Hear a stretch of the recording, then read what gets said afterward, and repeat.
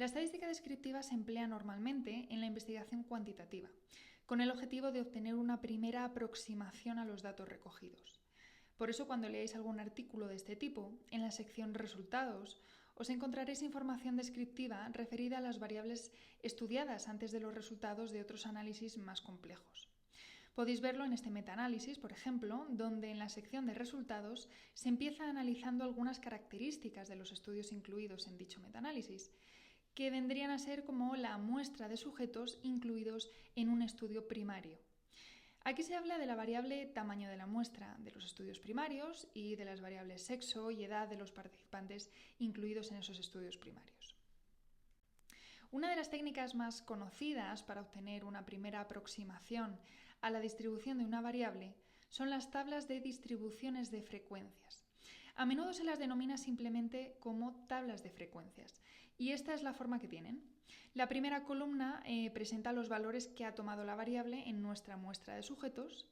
La columna de la frecuencia absoluta indica cuántas veces ha aparecido cada valor en dicha muestra, y la columna de la frecuencia relativa muestra la frecuencia absoluta dividida por el número total de sujetos que hay en mi muestra.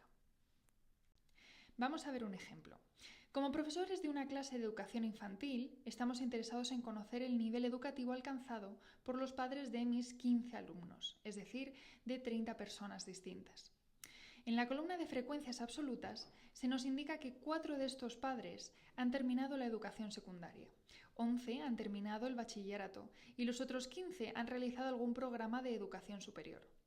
Si os fijáis, la suma, el total de la columna de frecuencias absolutas, nos indica el número de sujetos que compone mi muestra, es decir, 30.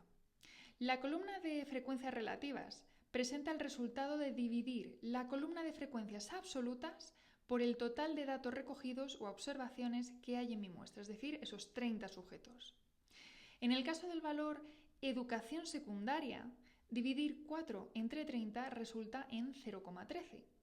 La suma o el total de la columna de frecuencias relativas tiene que ser, por tanto, igual a 1.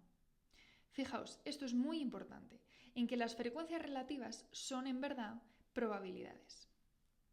Mirad, si escojo al azar cualquier padre de los 30 que hay en mi muestra, la probabilidad de que este padre haya terminado como máximo la secundaria será de 0,13. De que haya alcanzado como máximo el bachiller será de 0,37. Y de que haya terminado algún título de educación superior será de 0,50. Como ya hemos dicho, estas probabilidades suman en total 1, y esto es algo que tendremos que recordar para más adelante.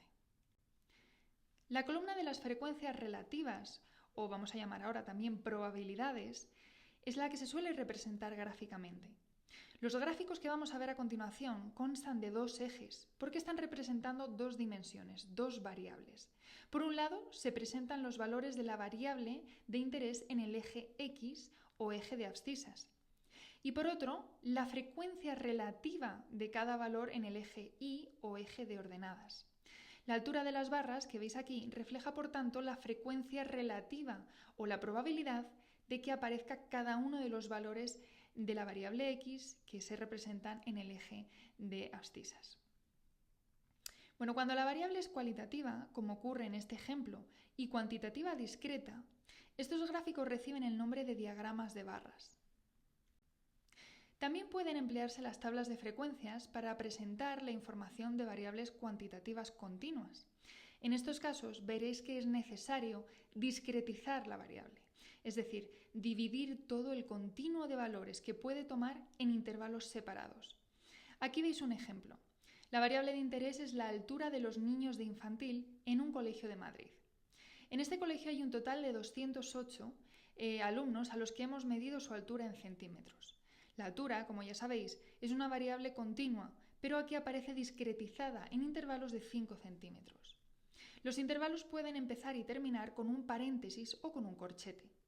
El paréntesis indica que el número que tiene al lado no está incluido en el intervalo, sino que el intervalo solo abarca hasta dicho número. Mientras que el corchete implica que el número sí está incluido en ese intervalo.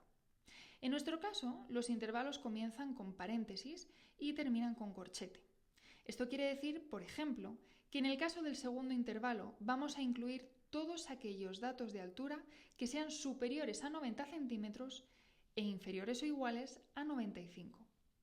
Si nos encontrásemos un niño cuya altura es exactamente de 90 centímetros, tendríamos por tanto que incluirlo en el intervalo anterior. Los gráficos que representan las frecuencias relativas o las probabilidades de una variable continua se denominan histogramas y polígonos de frecuencias. Por un lado, los histogramas siguen la misma lógica que los diagramas de barras que hemos visto antes. La altura de cada barra es proporcional a la frecuencia relativa de cada valor.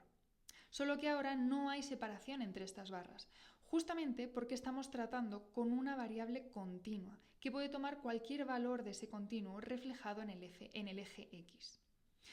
Por otro lado, el histograma es esta línea que veis aquí, que se obtiene al unir los puntos intermedios del lado superior de cada rectángulo o barra del correspondiente histograma.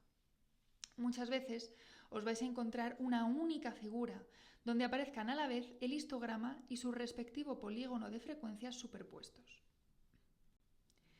Vamos a ver ahora las otras dos columnas de la tabla de frecuencias que nos faltaba por ver. La columna de la frecuencia absoluta acumulada contiene la suma de la frecuencia absoluta del valor al que hace referencia la fila y de todos los valores que sean inferiores o anteriores a él. La misma lógica sigue la frecuencia relativa acumulada, ya que esta columna contiene la suma de las frecuencias relativas del valor concreto de x, representado en las filas, y de todos los valores que estén por debajo de él, que sean anteriores a él. Si a diferencia de los gráficos anteriores, donde se presentaban las frecuencias relativas, ahora el histograma y el polígono de frecuencias reflejaran la frecuencia relativa acumulada, tendrían el siguiente aspecto. Fijaos en que cada valor acumula su propia frecuencia relativa y la de todos los valores que lo preceden. La utilidad de calcular las frecuencias relativas acumuladas es que nos permite posicionar los valores de la variable dentro de su distribución. Como esto puede ser un poco lioso de comprender, empleando una variable continua discretizada en intervalos, vamos a verlo con un ejemplo completamente nuevo.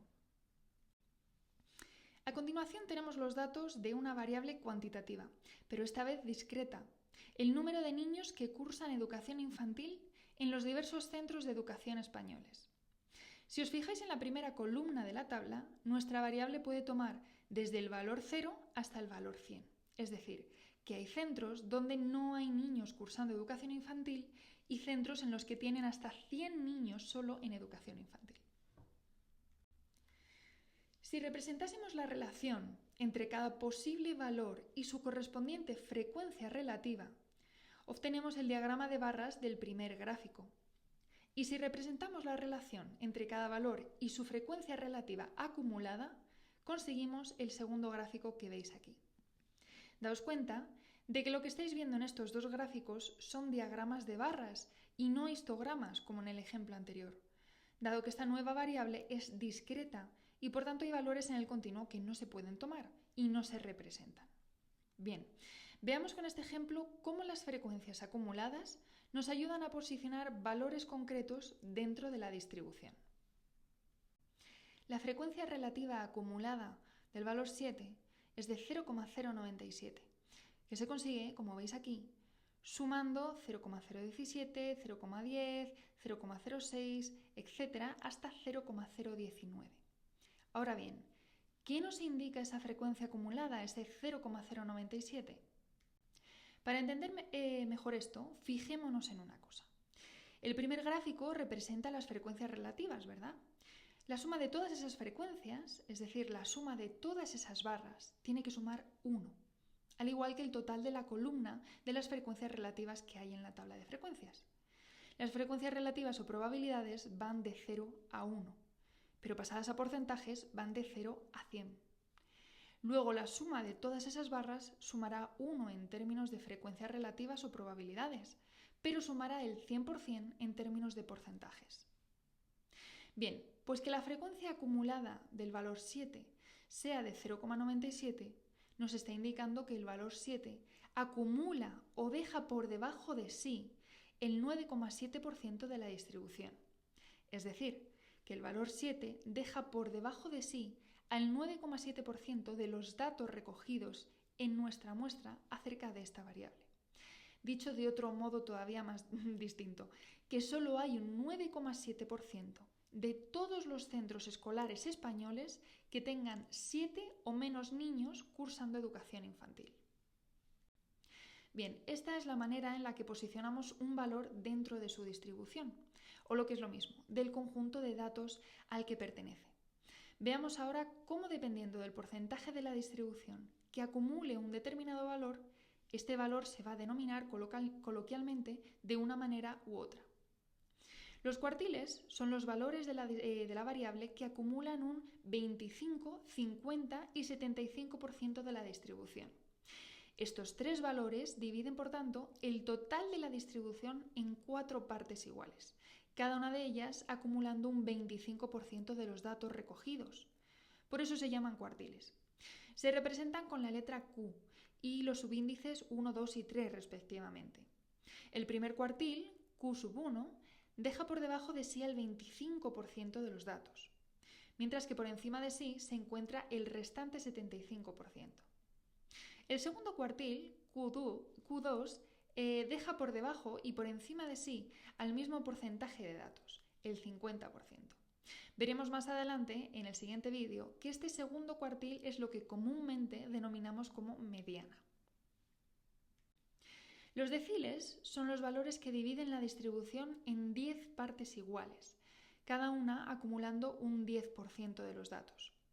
Estos 9 valores se representan con la letra D y los subíndices 1, 2, 3, etc. hasta 9.